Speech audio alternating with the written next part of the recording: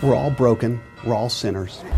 But for folks who want to enter the priesthood, if you have some issues, maybe it's not the right ministry for you. Over the last 15 years, Catholic churches in America have been calling in psychologists. Everyone's afraid of the psych eval. Everyone thinks it's going to be horrible. And in the vast majority of cases, it's not. It goes very smoothly. But how much can a psychological evaluation help to predict dangerous human behavior? In 2002, the news broke about an epidemic of child sexual assault within the American Catholic Church. Soon, we learned that thousands of children had been hurt, that the Church had systematically buried its crimes. A few years later, the Vatican issued a new set of guidelines calling for potential priests to be given psychological assessments before entering the priesthood. The experts were meant to look for a range of things: psychological defects, psychic disturbances, balance, chastity, a positive and stable sense of one's masculine identity. And what exactly are you looking for in these evaluations? Some obvious ones. If someone has an active substance abuse issue, if there's a serious mental illness, things like that, we do ask the hard questions. We're going to ask about pornography. We're going to ask about pedophilia. We're going to ask about sexual harassment charges. We're going to ask about things like that, experiences they've had.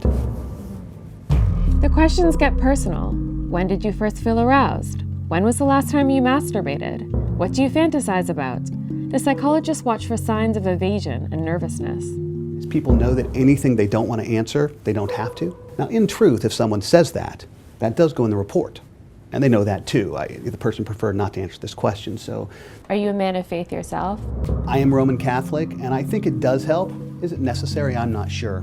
Some churches have been doing these tests before the abuse crisis, but they're more common now. The thing is, there's no universally accepted protocol on what tests to use.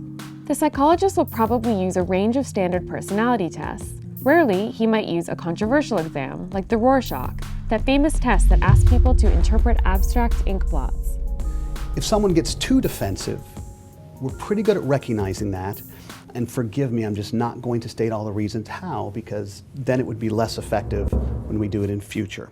And then there's this other huge and important point of contention with this whole testing process. Are you trying to look for someone's sexual orientation, and is that something that you're asked to do by communities? We do ask about that. Some communities have specifically mentioned it, some do not. Whatever the community chooses to do with that.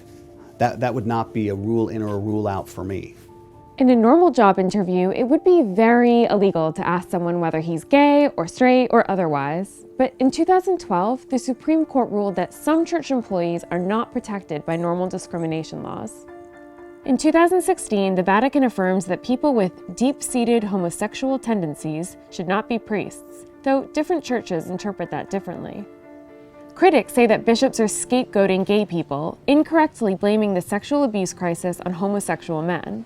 For the record, there is no scientific evidence linking sexual orientation with pedophilia.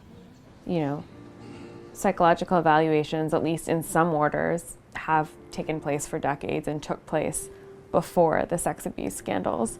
And so I suppose the conclusion of that is that they didn't work, or they failed, or some of them failed.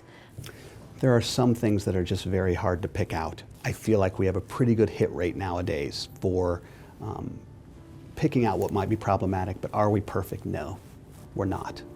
We're looking for someone who there's a reasonable likelihood they have a true call from God, which is a very interesting phrase because I can't judge whether someone has a true call from God. That's outside of my expertise.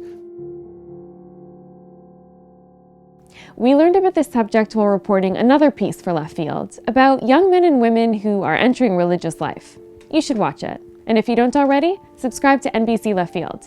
And let us know what you think on Twitter, @Katie Engelhart and @Carlos P Beltran.